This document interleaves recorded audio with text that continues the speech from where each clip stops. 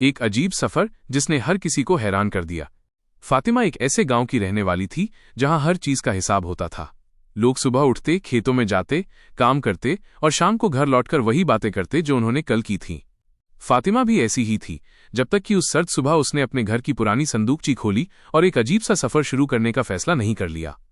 उसका सफर मीलों का नहीं था, बस गांव के अंदर ही था, लेकिन ये इतना अजीब था कि हर देखने वाले के जहन में एक ही सवाल पैदा होता था, ये लड़की अक्लमंद है या पागल।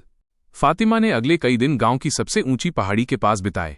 वो कोई सोना चांदी नहीं खोज रही थी, वो टूटे हुए शीशे के टुकड़े, बेतरतीब आकार के पत्थर, फटे हुए कपड़े के कतरन और सूखी हुई बेजान जड़ों को इकट्ठा कर रही थी। वो उन्हें बड़ी एहतियात सावधानी से अपने झोले में रखती, जैसे वे अनमोल खजाना हों।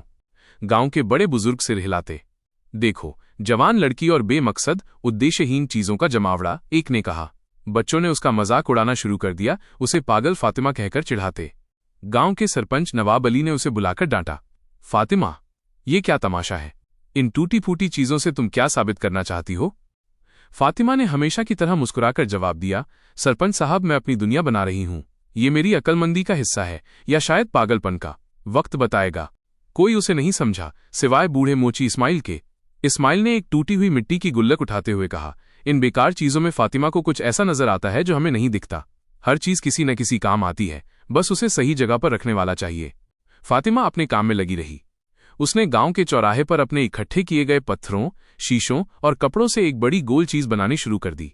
ये न तो घर जैसा था, न कुआं, न चबूतरा। ये एक टेढ़ी मेढ़ी, मजबूत और भोंडी भद्दी सी दीवार थी, जिसका रुख दिशा सिर्फ पहाड़ी की तरफ था। लोगों ने इसे फातिमा का पागलपन नाम दे दिया। फिर एक रात आसमान में बादल फट गए। ऐसी भयंकर बारिश आई जैसी पिछले 20 सालों में नहीं आई थी।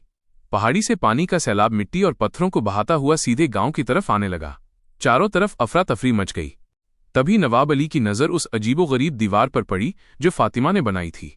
पानी का तेज बहाव जैसे ही चौराहे पर पहुंचा, वो उस बेढंगी टूटी फूटी चीजों से बनी दीवार से टकराया।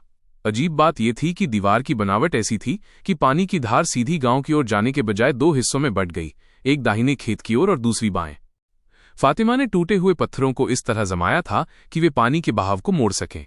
उन फटे कपड़ों ने कीचड़ और मलबे को रोक लिया था और टेढ़े मेढ़े शीशों ने दीवार को मजबूती दी थी। अगले दिन सूरज निकला।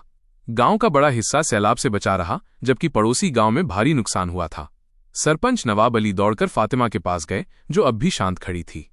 फातिमा, तुमने ये कैसे जाना? सरपंच ने हैरत से पूछा। फातिमा ने उस टूटी हुई मिट्टी की गुल्लक को उठाया जिसे इस्माइल ने देखा था। जब मैंने देखा कि हर साल बारिश में मिट्टी का कटाव हो रहा है, तो मैंने समझा कि पानी को रोकने के बजाय उसकी दिशा बदलनी होगी। ये टूटे हुए टुकड़े, सरपंच साहब, ये सबसे मजबूत होते हैं क्योंकि इन्हें अब और टूटने का डर नहीं होता। उस दिन गांव वालों को जवाब मिल गया। फातिमा का अजीब सफर पागलपन नहीं, बल्कि गहरी दूर की अक्लमंदी थी, जिसने उनके गांव को बचा लिया।